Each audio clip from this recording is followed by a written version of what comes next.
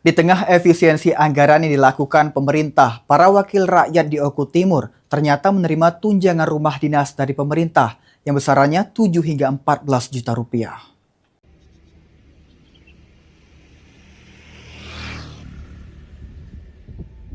Di tengah efisiensi anggaran yang dilakukan pemerintah, para wakil rakyat di Kabupaten Oku Timur justru menerima tunjangan rumah dinas dari pemerintah. Kebijakan ini merupakan bagian dari fasilitas penunjang kinerja Dewan agar dapat menjalankan tugas legislasi pengawasan dan anggaran secara maksimal. Adapun tunjangan rumah dinas anggota DPRD Oku Timur yang menerima yakni Ketua DPRD Oku Timur mendapatkan tunjangan sebesar Rp14.200.000 per bulan.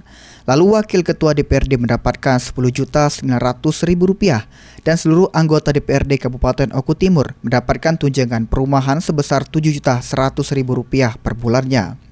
Sekwan Oku Timur mengungkapkan, jika besaran tunjangan tersebut ditetapkan berdasarkan ketentuan peraturan perundang-undangan dan kebijakan ini merupakan pemberian tetap mengacu pada prinsip efisiensi, transparansi dan akuntabilitas dalam pengelolaan keuangan daerah.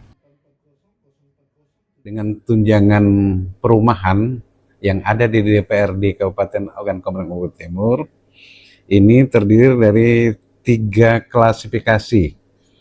Yaitu yang pertama untuk tunjangan perumahan untuk Ketua DPR, itu dengan jumlah 14.200.000, sementara untuk Wakil Ketua DPR itu 10.900.000,